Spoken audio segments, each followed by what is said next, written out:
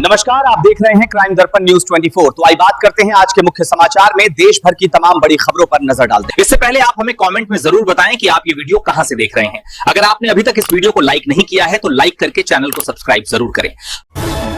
हरियाणा के मुख्यमंत्री नायब सिंह सैनी ने राहुल गांधी के उस आरोप को पूरी तरह खारिज कर दिया है जिसमें राहुल गांधी ने 2024 के हरियाणा विधानसभा चुनाव को चोरी हुआ बताया था। सैनी ने कहा कि राहुल गांधी की बातें झूठी हैं और इस तरह के बयान लोकतांत्रिक संस्थाओं की गरिमा पर सीधा हमला है। बांग्लादेश में एक और हिंदू युवक की गोली मारकर हत्या कर दी गई है। बीते 10 दिनों में यह तीसरा मामला है जिसमें हिंदू युवक बजेंद्र बिस्वास की जान ले ली गई। रूसी राष्ट्रपति व्लादिमीर पुतिन के घर पर हुए ड्रोन हमले को लेकर प्रधानमंत्री नरेंद्र मोदी ने चिंता जताई है। पीएम मोदी ने सोशल मीडिया प्लेटफॉर्म एक्स पर लिखा कि रूसी राष्ट्रपति के आवास को निशाना बनाए जाने की खबरें बेहद चिंताजनक हैं। कांग्रेस नेता प्रियंका गांधी के बेटे रेहान गांधी ने अपनी गर्लफ्रेंड अविवा बेग के साथ सगाई कर ली है। केंद्रीय मंत्री शशि थरूर ने कहा है कि त्रिपुरा का एक युवा जो एक गर्वित भारतीय था, नस्लीय भेदभाव का शिकार हुआ, उसे चीनी और मोमो जैसे अपमानजनक शब्द कहे गए और आखिरकार उसकी हत्या कर दी गई। केंद्रीय मंत्री किरेन रिजिजू ने सोशल मीडिया पर पोस्ट कर राहुल गांधी से अपील की है कि वे भारत की संसद की मर्यादा बनाए रखें। उन्होंने कहा कि आप हर समय झूठ क्यों बोलते रहते हैं। मैंने विपक्ष के कई नेताओं को संसदीय मर्यादा का पालन करते देखा है, लेकिन आपने न सिर्फ अपना कद गिराया है बल्कि भारत की प्रतिष्ठा को भी नुकसान पहुंचाया है।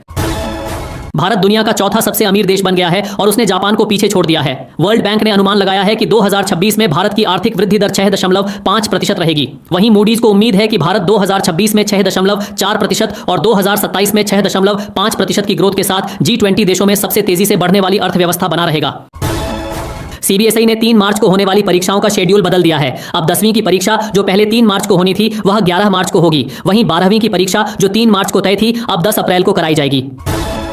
भारतीय रिजर्व बैंक हर साल बैंकों की छुट्टियों का कैलेंडर जारी करता है। नए शेड्यूल के मुताबिक 31 दिसंबर और 1 जनवरी को पूरे देश में बैंक बंद नहीं रहेंगे।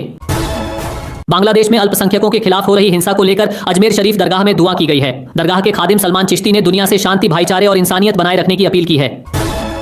नए साल के मौके पर झारखंड सरकार महिलाओं के खातों में मैया सम्मान योजना की 17वीं किस्त ट्रांसफर करेगी। इस किस्त के तहत महिलाओं को 2500 रुपए मिलेंगे। आपके नेता अनुराग ढांडा ने कहा है कि बीजेपी शिक्षकों से बच्चों को पढ़ाने का काम छोड़कर कुत्तों और आवारा जानवरों की गिनती जैसे काम करवा रही है। उनका कहना है कि इससे बच्चों की पढ़ाई बुरी तरह प्रभावित हो रही है। उन्होंने आरोप लगाया कि बीजेपी हरियाणा और दिल्ली में सरकारी स्कूलों को धीरे धीरे बंद करने और अपराधियों को संरक्षण देने की साजिश कर रही है। अनुराग ढांडा ने आगे यह भी कहा कि अरावली पहाड़ियों के विनाश के लिए कांग्रेस और बीजेपी दोनों ही बराबर की जिम्मेदार।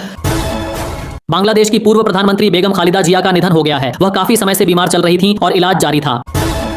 समाजवादी पार्टी के अध्यक्ष अखिलेश यादव ने भाजपा सरकार पर जोरदार हमला बोला है। उन्होंने कहा कि प्रदेश में भ्रष्टाचार और लूट चरम पर पहुंच चुकी है। अखिलेश का आरोप है कि भाजपा के सत्ता में आने के बाद हर विभाग और हर काम में कमीशनखोरी चल रही है और भ्रष्टाचार के मामले में मौजूदा सरकार नंबर 1 बन गई है।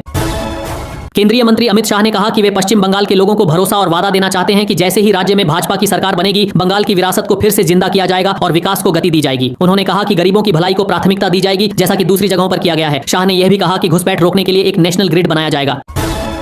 लोकसभा में नेता प्रतिपक्ष राहुल गांधी ने देहरादून में एंजेल चकमा और उनके भाई माइकल के साथ हुई घटना को भयावह घृणा अपराध बताया है। उन्होंने सोशल मीडिया पर लिखा कि नफरत अचानक पैदा नहीं होती बल्कि सत्तारूढ़ भाजपा के नेतृत्व में इसे बढ़ावा दिया जा रहा है। राहुल गांधी ने भारत को प्रेम और विविधता का देश बताया और उत्तर पूर्व के लोगों के प्रति संवेदना जताई।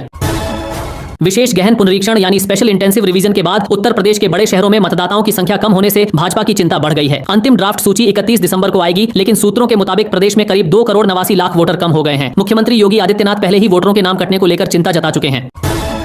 डिप्टी मुख्यमंत्री केशव प्रसाद मौर्य ने अखिलेश यादव पर निशाना साधते हुए कहा कि पहले वे अहंकार में थे और नारे लगा रहे थे कि अवध में हराए हैं, मगध में भी हराएंगे। उन्होंने कहा कि बिहार चुनाव हारने के बाद से अखिलेश यादव बौखलाए हुए हैं और 2027 तो छोड़िए 2047 तक भी उनके सत्ता में आने का कोई रास्ता नहीं है।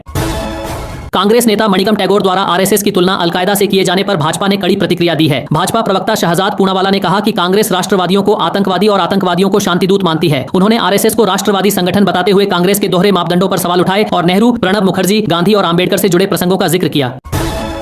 आम आदमी पार्टी के सांसद संजय सिंह ने बरेली के फतेहगंज पूर्वी थाना क्षेत्र के जरौल गांव में वोट बचाओ संविधान बचाओ रैली को संबोधित किया। उन्होंने आरोप लगाया कि पूरे उत्तर प्रदेश में लगभग 3 करोड़ मतदाताओं के नाम वोटर लिस्ट से काटे जा रहे हैं।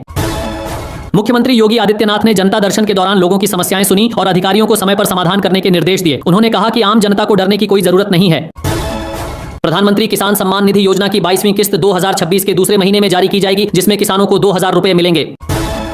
प्रधानमंत्री नरेंद्र मोदी से दिल्ली में हुई मुलाकात पर कांग्रेस नेता अधीर रंजन चौधरी ने कहा कि बंगाल के प्रवासी मजदूर पूरे देश में काम कर रहे हैं और कई राज्यों में उनके साथ अत्याचार हो रहा है। उन्होंने कहा कि उनके साथ अमानवीय व्यवहार किया जा रहा है।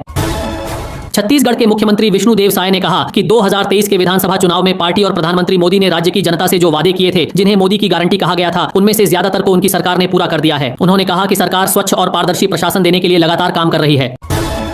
बांग्लादेश के फिरोजपुर जिले में एक हिंदू परिवार के 5 घरों में आग लगा दी गई। इस घटना के दौरान घर में मौजूद 8 लोग टिन और बांस की बाट काटकर किसी तरह बाहर निकलने में सफल रहे। हालांकि घर के अंदर रखा सारा सामान जलकर पूरी तरह राख हो गया। अगर आप यूपी पुलिस कांस्टेबल की परीक्षा देने की तैयारी कर रहे हैं तो आपके लिए राहत की खबर है। अब इस परीक्षा में नेगेटिव मार्किंग नहीं होगी। मुख्यमंत्री योगी आदित्यनाथ ने नए साल के मौके पर युवाओं को यह तोहफा दिया है और सिपाही भर्ती परीक्षा से नेगेटिव मार्किंग खत्म कर दी गई है। दिल्ली और एनसीआर में सोमवार को घना कोहरा छाया रहा, जिससे पूरी राजधानी ढकी हुई नजर आई। सड़कों पर गाड़ियों की रफ्तार काफी धीमी हो गई। कम विजिबिलिटी के कारण इंदिरा गांधी इंटरनेशनल एयरपोर्ट पर फ्लाइट ऑपरेशन भी प्रभावित हुआ। कई उड़ानों में देरी हुई और ट्रेनें भी घंटों लेट चलती रहीं। पाकिस्तान की सांसद और पूर्व जलवायु मंत्री शेरी रहमान ने सोशल मीडिया प्लेटफॉर्म एक्स पर भारत पर निशाना साधते हुए कहा कि पानी को हथियार की तरह इस्तेमाल करना गलत है और इसे किसी भी स्तर पर स्वीकार नहीं किया जाना चाहिए।